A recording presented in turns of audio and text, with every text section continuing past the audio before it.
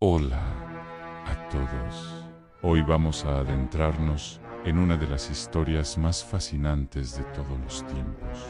La verdadera historia detrás del legendario Drácula. Seguramente has escuchado hablar de Drácula, ese vampiro inmortal que ha cautivado la imaginación de millones de personas durante generaciones. Pero, ¿sabías que este personaje está inspirado en una figura histórica real? El verdadero Drácula fue Vlad III de R.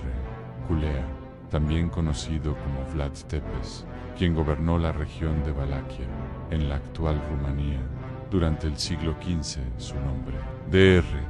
Culia, significa hijo del dragón, ya que su padre pertenecía a la Orden del Dragón, una sociedad de caballeros cristianos. Pero no te dejes engañar por las historias de Hollywood. La realidad es mucho más interesante. Vlad III fue un gobernante complejo que vivió en una época turbulenta. Desde muy joven, fue enviado como rehén político al Imperio Otomano, junto con su hermano menor, donde aprendió tácticas militares y estrategias de gobierno. Cuando finalmente ascendió al trono de Valaquia en 1448, se encontró con un territorio en crisis. Los nobles locales, conocidos como boyardos, habían debilitado el poder central y el Imperio Otomano amenazaba constantemente las fronteras. Vlad III se propuso restaurar el orden y fortalecer su principado.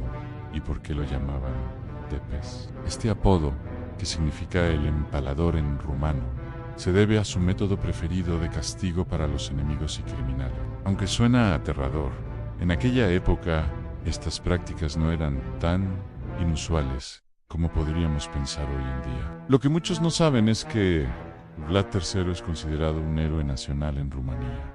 ¿Por qué? Porque defendió la independencia de su territorio contra el poderoso Imperio Otomano y estableció un periodo de relativa estabilidad y justicia. Implementó reformas que beneficiaron a los comerciantes y campesinos y luchó contra la corrupción de los nobles. Pero, ¿cómo pasó de ser un príncipe histórico a convertirse en el famoso vampiro que conocemos? Todo comenzó con Bram Stoker, quien en 1897 publicó su novela Drácula. Stoker nunca visitó Transilvania, pero se inspiró en historias y leyendas que circulaban por Europa sobre Vlad III, mezclándolas con el folclore local sobre vampiros y criaturas sobrenaturales. La transformación de Vlad III en el Conde Drácula es uno de los ejemplos más fascinantes de cómo la historia puede convertirse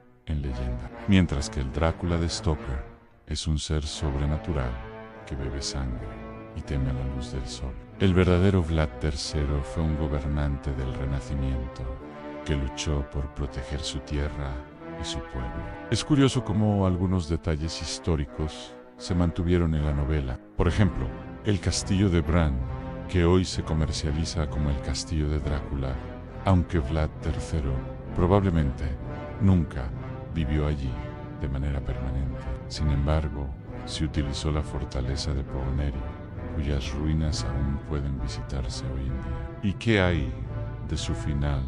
Vlad III murió en batalla en 1476, luchando contra los otomanos. Según algunas fuentes, su cabeza fue enviada a Constantinopla como trofeo, mientras que su cuerpo fue enterrado en el monasterio de Snago, cerca de Bucarest, aunque la ubicación exacta de su tumba sigue siendo un misterio. La historia del verdadero Drácula nos enseña que la realidad puede ser tan fascinante como la ficción.